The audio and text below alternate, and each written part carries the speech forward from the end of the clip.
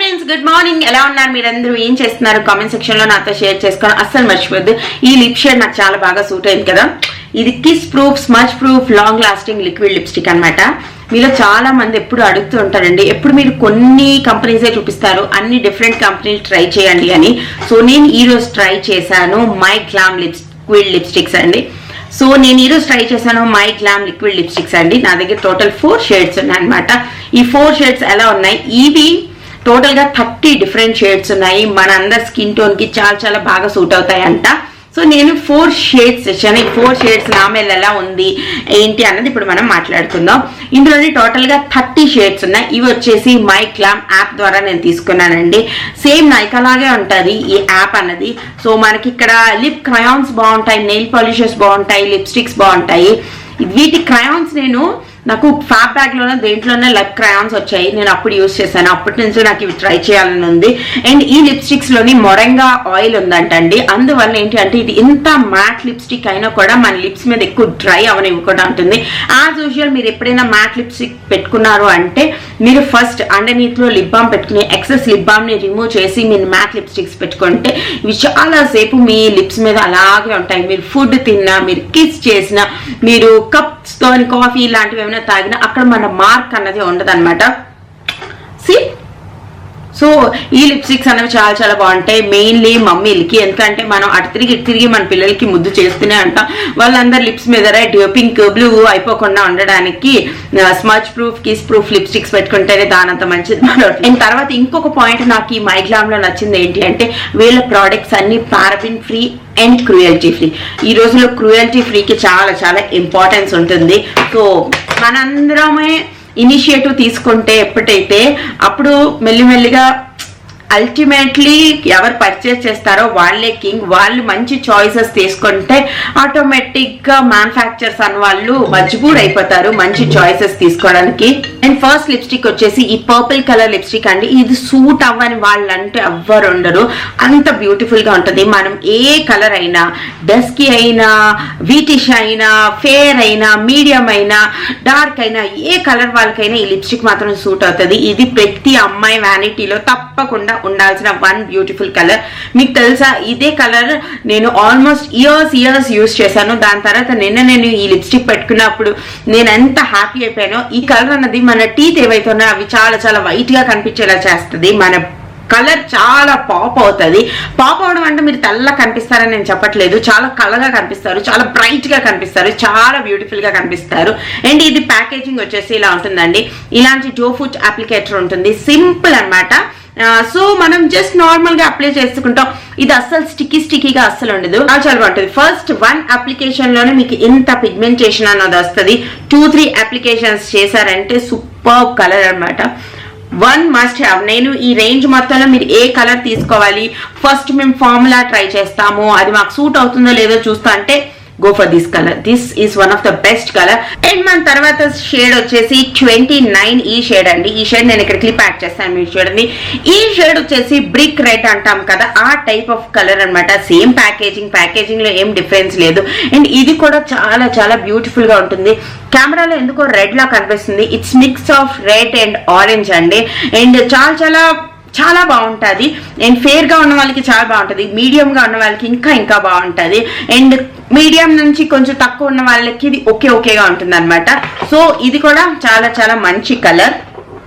So తప్పకుండా try చేయొచ్చు. And ఈ కలర్ నాకు ఓకే అనిపించిందండి. మేబీ చాలా ఫేర్ గా ఉన్న వాళ్ళకి ఈ కలర్ బాగుంటుంది. నా ఫేస్ మీద అయితే వాష్ అవుట్ చేసేస్తుంది.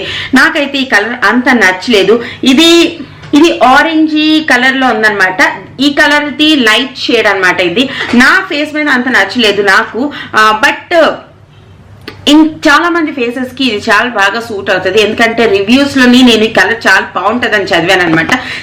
Every person has different personality. వాళ్ళ కలర్, స్కిన్ టోన్ అండ్ వాళ్ళ పర్సనాలిటీ ఇవన్నీ డిఫరెంట్ ఉంటాయి కాబట్టి వాళ్ళ ఇష్టాలు కూడా డిఫరెంట్ గా ఉంటాయి. ఈ కలర్ నాకు సూట్ అయింది కాబట్టి మీకు సూట్ అవ్వాలని రూల్ లేదు, నాకు సూట్ అవ్వలేదు కాబట్టి మీకు సూట్ అవ్వకూడదని రూల్ లేదు. ఇట్స్ కంప్లీట్లీ చాయిస్ అండి. అండ్ తర్వాత వచ్చేసి like one of the most pretty shade వచ్చేసి ఈ షేడ్ అండి. ఇది చూడడానికి ఇంత డార్క్ బ్రౌనిష్ కలర్ లో ఉన్నట్టు ఉంటుంది, కానీ పెట్టుకుంటే చాలా బ్యూటిఫుల్ గా ఉన్నారు. నాకైతే ఇది నా ఫేవరెట్ షేడ్ అయిపోయింది. మేము ఏదైనా 2 షేడ్స్ ట్రై చేయాలి అనుకుంటున్నామంటే మీరు ఈ 2 ట్రై చేయండి. First shade and last shade అనమాట. ఫస్ట్ షేడ్ వచ్చేసి 15, లాస్ట్ షేడ్ నెంబర్ వచ్చేసి 30. బ్యూటిఫుల్ డార్క్ బ్రౌనిష్ కలర్ అండి.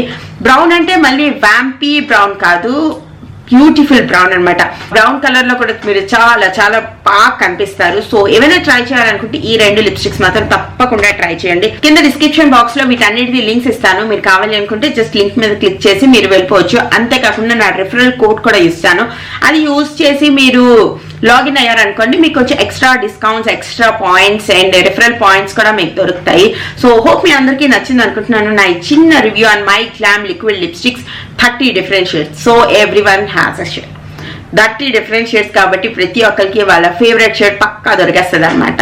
అండ్ ఇప్పుడు ఆల్మోస్ట్ టైమ్ 11:50 అయింది. సో నేను షోని పిక్ చేసుకోవడానికి వెళ్ళాలి. వెళ్ళొచ్చి నేను మిమ్మల్ని మళ్ళీ కలుస్తాను. ఈరోజు లంచ్కి నేను ప్రిపేర్ చేస్తున్నాను మంచి మంచి చేపల కూర అనమాట.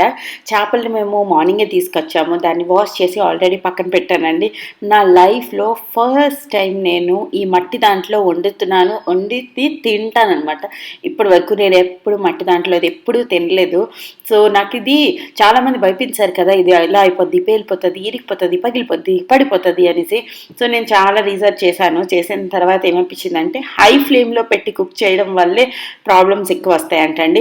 మీడియం టు లో ఫ్లేమ్లో పెట్టి మెల్లిగా కుక్ చేస్తే ఇవేం అవ్వవంట. ఎందుకంటే ఇలాంటి వాటిల్లో జనరేషన్లు కుక్ చేశారు కదా, ఓన్లీ కొద్దిగా ఫ్లేమ్ అన్నది కంట్రోల్లో పెట్టుకుంటే మిగిలినవన్నీ చాలా బాగా చేసుకోవచ్చంట.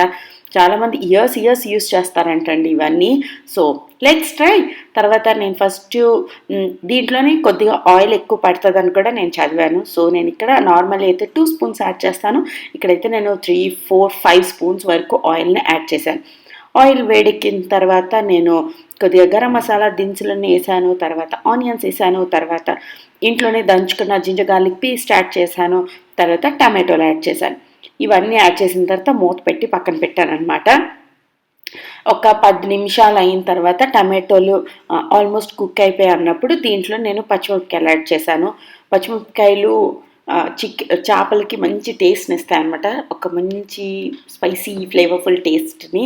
తర్వాత నేను పచ్చిమిరపకాయలు యాడ్ చేస్తాను. తర్వాత అవి కూడా బాగా మగ్గిన తర్వాత ఉప్పు, కారం, పసుపు యాడ్ చేస్తాను. తర్వాత కొద్దిగా వాటర్ యాడ్ చేసుకుంటాను.